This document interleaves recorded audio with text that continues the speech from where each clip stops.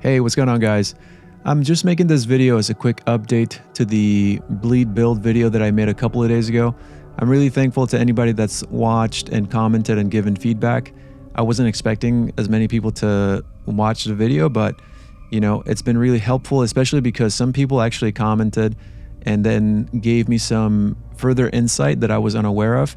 So first of all, I've said, and I'm pretty sure in every video that I made, I've said that this is my first Assassin's Creed video, so I'm figuring things out on my own. But I wasn't sure. I never really thought about the fact that the regular engravings, they don't stack. I just kind of assumed that they did. But people brought it up to my attention, and I actually went ahead and tested it. So the way that I tested it was as follows. So this one is poison, right? And then this one that I just had on was also poison, right? But then if I put this all melee affliction buildup as bleed, it'll apply bleed to both of them. So now they're both bleed buildup instead of poison.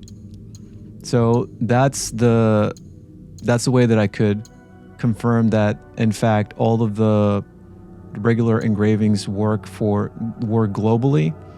And so I had to go ahead and switch a few things up, and this is the build as it is now. So the katana stays unchanged. We kept that plus 25% damage from bleed on afflicted enemies, and then the plus 20% damage with afflictions. We switched to a tanto that came with plus 1 affliction buildup on consecutive hits. We had that on the armor, but now we have something different. And then we put on still the same afflicted enemies are vulnerable. And the reason that I switched to this one is because the one that I was using just had lower stats all around. So this actually works out a little bit better for my DPS. And we switched to a hood that has plus 24% damage when hitting vulnerable enemies, and then plus 1% critical chance with consecutive hits. That's just what I like. There's other things that you could put on. So you could put on the plus 30% critical chance when hitting vulnerable enemies and the plus 24% damage when hitting vulnerable enemies. And those are just two really viable options. I prefer the plus 1 critical chance with consecutive hits because that's sort of the playstyle that I'm leaning into.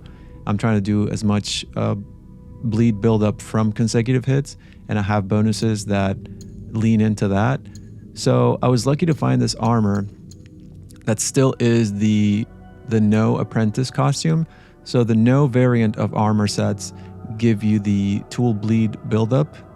And so that's also the reason that I switch armors, because of the synergy that this provides with the rest of the build. It's all bleed. So the reason being that when we're able to build up some bleed on enemies and then we have to disengage, we can still keep that pressure up and then allow for the bleed to keep building up with some shuriken or kunai.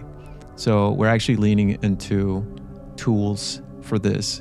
And then this one came with a plus 20% armor damage, and we're still using the spread affliction buildup on afflicted enemy kill because it's super useful. And there's another option. So this one is a No Artist.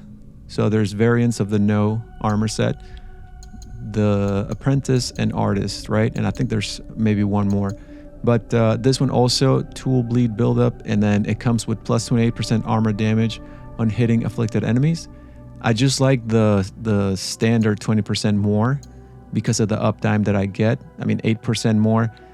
That's dependent on a status effect being procced. Even though we are trying to proc that as often as we can, I just like the uptime on this, and the 8% I don't think makes that big of a difference for me. To switch to that instead. We're still working with the Onis Fury with the plus 15% damage per non-legendary gear equipped, and then the plus 1% damage per unspent mastery point from the other legendary. I forgot what the name was. Masakata's Vengeance. So we're using that as the secondary engraving. And currently we are at 172 unused mastery points. So that's the bonus that we're getting from that. And that's really it. Those are the changes that I made for the build. in hopes that I would optimize it, and I just wanted to share it with you guys because it's something that I just found out about. So for anybody that's been checking out that bleed build, hopefully you can also watch this and optimize it so that you get better results. I mean, as you saw in the video, the build was still really powerful, but you know, regardless, 2 engravings being wasted is, you know, they make a big difference, and it's a big impact on the build overall, the performance. So I'm just going to show you a quick video of me clearing one of the tougher castles on the, I think it's the northwest corner of the map. And this one is just really tricky because the specific combination of enemies, and then I also let the alarm sound so that I could fight the guardians. And then so I could just show you guys what this build looks like in really adverse conditions. And also I'm playing on expert, so it's actually quite challenging. Though some of those castles from the late game areas, they can be pretty tough, and so this build still performs really well. And also you can see that I'm using that tech with the combo that I mentioned with my last video that I posted a few hours ago. So if you want to check that out for a more in-depth look at the tech that I'm using to give Naoe more burst attack power, definitely check that out. It's relevant to this. Thank you guys again for watching, and I'll catch you on the next one.